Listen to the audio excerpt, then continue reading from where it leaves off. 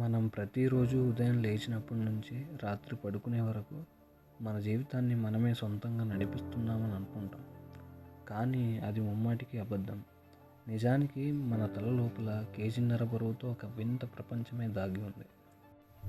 శాస్త్రవేత్తలకే ఇప్పటికీ అర్థం కాని ఈ మెదడు వెనుక ఒక నమ్మలేని రహస్యం దాగి ఉంది.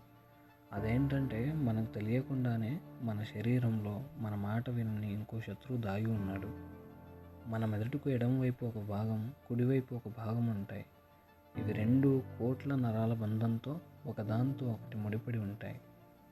ఒకవేళ ఏదైనా ప్రమాదం వల్ల కానీ లేదా శస్త్రచికిత్స వల్ల కానీ ఈ నరాల బంధం తెగిపోతే ఇక అంతే. మీ శరీరంలోనే రెండు వేర్వేరు మనస్సులు, ఇద్దరు వేర్వేరు మనుషులు ఉన్నట్లు అయిపోతుంది. దీన్ని వింత చేతి వ్యాధి కూడా అంటారు. ఈ రోగం వస్తే ఎంత దారుణంగా ఉంటుందంటే, మీ కుడి చేత్తో మీరు ఏదైనా వస్తువును పట్టుకొని మీ ఎడం చేయి మీ మాట వినకుండా దాన్ని లాక్కుని కింద పడేస్తుంది. ఒక చేత్తో అంగిబొత్తాలు పెట్టుకుంటుంటే ఇంకో చేయి దానంతట అదే వాటిని నింపేస్తూ ఉంటుంది. అంటే మీ శరీరంలోనే మీ శత్రువు దాక్కుని మీతోనే యుద్ధం చేస్తున్నట్టు అన్నమాట. ఈ మెదడు మనల్ని కేవలం ఇలాంటి పనుల్లోనే కాదు, చావు బతుకుల విషయంలో కూడా ఘోరంగా మోసం చేయగలదు. ఒక మనిషి హఠాత్తుగా అద్దంలో చూసుకొని నేను చనిపోయాను, నా లోపల గుండె కొట్టుకోవడం లేదు, నా అవయవాలన్నీ కుళ్ళిపోతున్నాయని గట్టిగా నమ్మడం మొదలు పెడతాడు. దీనిని నడిచే శవం జబ్బు అంటారు. మెదడులో ఉండే ఒక చిన్న నరం పొరపాటు వల్ల వచ్చే ఈ వింత రోగం వస్తే మనుషులు తమను తాము పీనుగులుగా భావించి అన్నం తినడం మానేస్తారు. స్నానాలు చేయకుండా శ్మశానంలో శవాల మధ్యన పడుకోవడానికి ఇష్టపడతారు. బ్రతికుండగానే నరకం చూపించే శక్తి మెదడుకు ఉందంటే నమ్ముతారా? కానీ ఇదే మెదడు కళ్ళు లేకపోయినా దారి కనుక్కోగల నిజమైన మాయ కూడా చేయగలదు. ఒక వ్యక్తికి అస్సలు కళ్ళు కనిపించవు, అతను పూర్తిగా అంధుడు. కానీ అతని ముందు కుర్చీలు బల్లలు అడ్డం పెట్టి నడవమంటే అతను ఒక్కదాన్ని కూడా గుద్దుకోకుండా అన్నింటినీ తప్పుకుంటూ ఎంతో ఖచ్చితత్వంతో నడిచి వెళ్ళిపోతాడు. దీనిని గుడ్డి చూపు వింత అంటారు.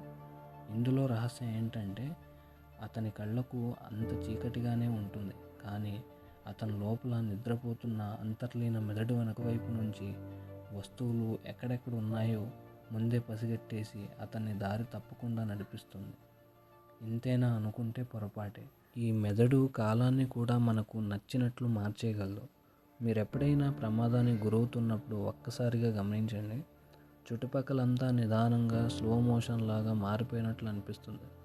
ఎందుకంటే ఆ ప్రమాదం జరిగిన ఒక్క సెకండ్లోనే మెదడు అత్యవసర స్థితిని ఆన్ చేసి చుట్టూ జరిగే ప్రతి చిన్న విషయాన్ని కూడా కంటి కెమెరాతో విపరీతంగా రికార్డ్ చేయడం ప్రారంభిస్తుంది.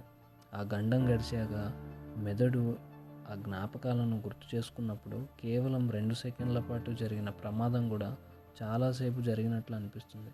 అంటే కాలాన్ని నిదానంగా మార్చగలిగే రిమోట్ కంట్రోల్ కూడా మన మెదడు చేతిలోనే ఉందన్నమాట. ఇక అన్నింటికంటే పెద్ద రహస్యం ఏంటంటే, చాలామంది నాకు దేవుడు కనిపించాడని, దయ్యాలు చూశామని, వింత గ్రహాల వాళ్ళు నన్ను ఎత్తుకెళ్లారని ఏవేవో చెప్తుంటారు.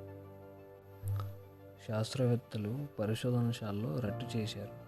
ఒక ప్రయోగంలో మనుషుల తలపై ఒక వింత హెల్మెట్ పెట్టి మెదడులోని ఒక భాగానికి చిన్నపాటి అయస్కాంత తరంగాలను పంపినప్పుడు వాళ్లకు పక్కన ఎవరో ఒక అదృశ్య శక్తి నిలబడినట్టు, దేవుడు స్వయంగా వచ్చి మాట్లాడుతున్నట్టు గట్టిగా భ్రమ కలిగింది. అంటే మనం నమ్మే ఎన్నో అతీంద్రియ శక్తులు, దయ్యాలు, దేవుళ్ళు బయట ఎక్కడో లేవు. అవన్నీ మన మెదడులో జరిగే ఒక చిన్న విద్యుత్ పొరపాటు మాత్రమే. సో ఫ్రెండ్స్, వీడియో నచ్చితే లైక్ చేయండి, కమెంట్ చేయండి, షేర్ చేయండి, మన ఛానల్ని సబ్స్క్రైబ్ చేసుకోండి.